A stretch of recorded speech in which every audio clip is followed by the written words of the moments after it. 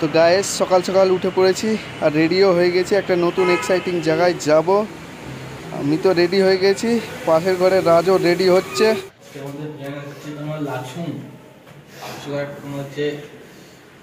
নতুন জায়গা খুলেছে যেখানে যাবো। আমাদের তুমি তাড়াতাড়ি করো মামা, আমাদের 8টার সময় গাড়ি আছে। হ্যালো বন্ধুরা, আজকে বেরিয়ে পড়েছি আমরা ছাঙ্গু লেকের জন্য। এখন আছি বাজরা স্ট্যান্ড, আমাদের গাড়ির জন্য ওয়েট করছি। এই যে আমরা এই গাড়িতে যাব, আর এই হচ্ছে আমাদের দাদা। এই দাদা আমাদেরকে নিয়ে যাবে। এই যে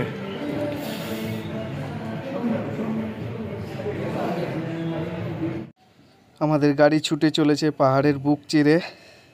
খুব এক্সাইটিং হয়ে আছি। এতদিন যে জায়গাগুলোর নাম শুনেছি সেই জায়গাগুলো এখন নিজের চোখে দেখব।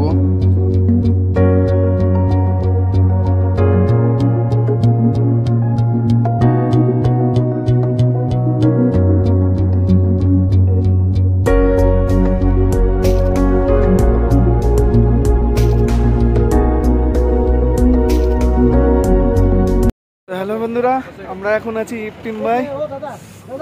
এই যে কত উঁচু, কত হাজার এক্সাক্ট তো জানি না, কিন্তু 10,000 ফিটের উঁচু হবে। 10,000 ফিট? 10,000 ফিটের উঁচু। হ্যাঁ,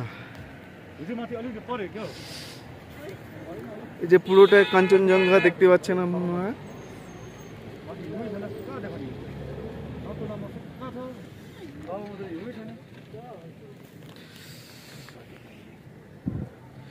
সবাই ফটো তুলতে ব্যস্ত আর আমি শাহরুখ খানের পোজ দিতে ব্যস্ত। তো যাই হোক, ফটো টটো তুলে আবার বেরিয়ে পড়লাম আমরা।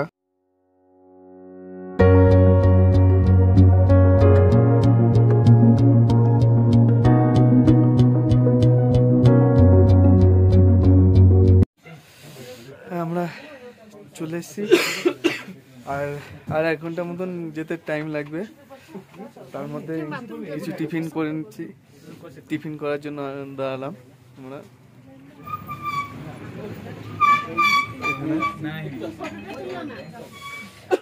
তো বন্ধুরা, এখানে খাবারের সাথে সাথে পোশাকও ভাড়া পাওয়া যায়।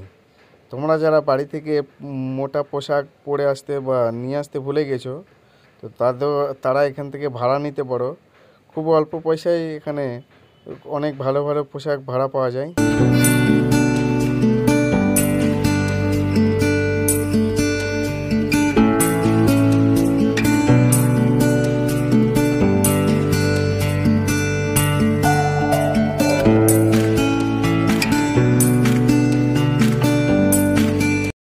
টিফিন খেয়ে আবার বেরিয়ে পড়েছি আমরা ছাঙ্গু লেকের উদ্দেশ্যে।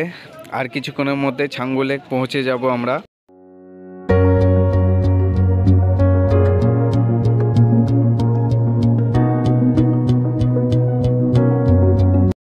सर जी, इस जगह का नाम क्या है? This is the Changu lake. 14,400 height में हम लोग हाइट में है। ये तो नेचुरल लेक है। यहाँ पर आफ्टर दिसंबर लास्ट में यहाँ पर पूरा फ्रोजन होता था। ये जगह में बहुत साल पहले, बहुत कई साल पहले ये जगह में पर याक रेडी हो सकता था। ये जगह में पूरा स्ट्रॉन्ग था। তো অবশেষে ছাঙ্গু লেকে চলে এসেছি। আর সত্যি খুব সুন্দর দেখতে ছাঙ্গু লেকটা। চারিদিকে বরফের পাহাড় আর মধ্যেখানে লেক, সত্যি খুব সুন্দর দেখতে।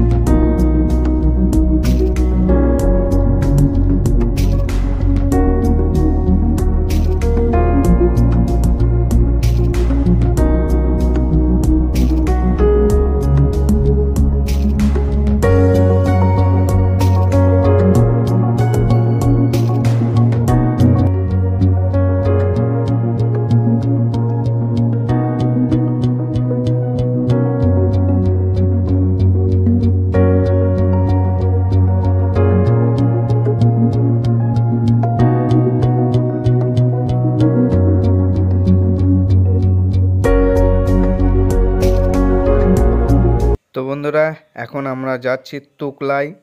ওখানেই বাবা হরভজন সিং এর মন্দির আছে, ওটাই দেখতে যাচ্ছি আমরা এখন।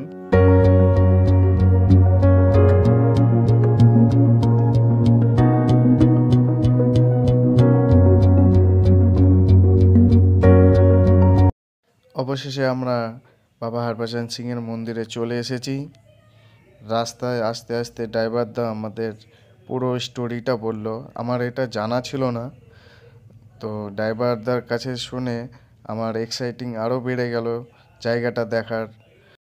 বাবা হরভজন সিং দেশকে এতটাই ভালোবাসতেন যে উনি মারা যাওয়ার পরও এখনও দেশের হয়ে ডিউটি করে যাচ্ছেন। ড্রাইভারদা বলছিল যে কেউ কোনো সেনা যদি ডিউটি করতে করতে হঠাৎ ঘুমিয়ে পড়ে তো উনি নাকি এসে তাকে চড় মেরে ঘুম থেকে জাগিয়ে দেয়। এছাড়া উনি একটা সাদা ঘোড়ায় চড়ে গোটা পাহাড়ে টহল দিয়ে বেড়ান, কারণ চীনি সৈন্যরা যাতে আমাদের ভারতে প্রবেশ না করতে পারে। আমরা এবার বাংকারটাই যাব যেখানে উনি থাকতেন, এবং ওনার সব কিছু জিনিসপত্র সেই বাংকারে রাখা আছে যত্ন সহকারে। বিশাল ঠান্ডা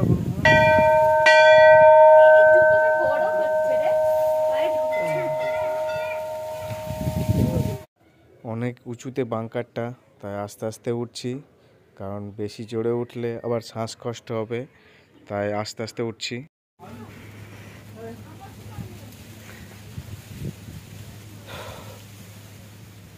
তো অবশেষে আমরা বাংকারে চলে এসেছি।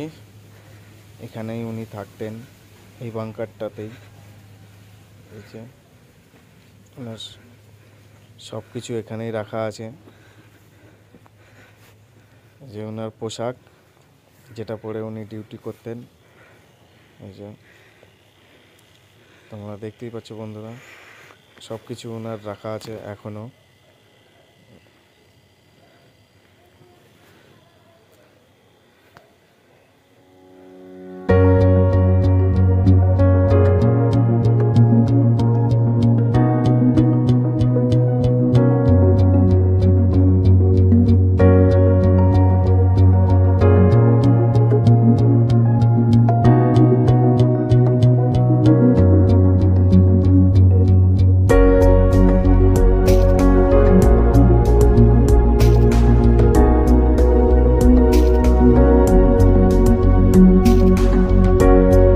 তো বন্ধুরা দেখতেই পাচ্ছ ওনার জন্য বিছানা পাতা আছে, কারণ সবাই মানেন যে উনি রোজ রাতে আসেন এবং এসে এই বিছানাতেই ঘুমান, আর সকালবেলায় ঘুম থেকে উঠে আবার ডিউটিতে চলে যান।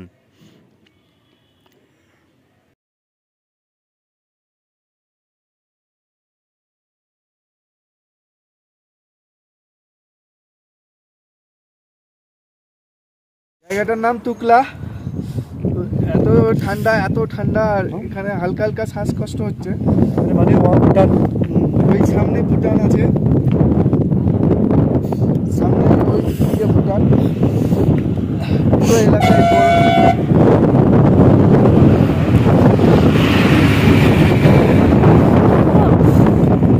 বিশাল ঠান্ডা, এত ঠান্ডা যে চোখ দিয়ে পানি বেরোচ্ছে একদম। ঠান্ডাতে এক জায়গায় দাঁড়িয়েও থাকতে পারছি না, এত ঠান্ডা। এত সুন্দর জায়গা, তোমরা না এলে মিস করবে। এত সুন্দর জায়গা, এত সুন্দর। তো বন্ধুরা, আমাদের ঘোরা কমপ্লিট। এখন আমরা আবার হোটেলের দিকে ফিরে যাচ্ছি। সত্যি আমরা যা শুনেছিলাম জায়গাগুলোর ব্যাপারে, তার থেকেও খুব সুন্দর জায়গা। ফেরার পথে গাড়ির যতজন ছিল গাড়িতে আমাদের সবাই ভয় খেয়ে গিয়েছিল। আর ভয়ের কারণ হচ্ছে এই যে মেঘ ভরা আকাশ। আসার সময় হঠাৎ করেই গোটা পাহাড়ে মেঘে ভর্তি হয়ে গেল, আর কোনো কিছু দেখা যাচ্ছিল না, এপার থেকে ওপারেও কোনো কিছু দেখা যাচ্ছিল না। সেই জন্য সবাই ভয় খেয়ে গিয়েছিল। ড্রাইভারদা সত্যিই খুব ভালো, ড্রাইভার হিসেবেও খুব ভালো, আর মানুষ হিসেবেও খুব ভালো। কারণ আমাদেরকে সারা রাস্তা উনি সাহস জোগালেন, আর নিজের কণ্ঠে আমাদেরকে খুব সুন্দর সুন্দর গান শোনালেন। তো বন্ধুরা, আমার ভিডিওটা কেমন লাগলো অবশ্যই কমেন্ট করে জানাবে, আর আমার ভিডিওটাকে একটা লাইক করে দিবে, শেয়ার করে দিবে, আর হ্যাঁ, আমার চ্যানেলকে অবশ্যই সাবস্ক্রাইব করে দিবে।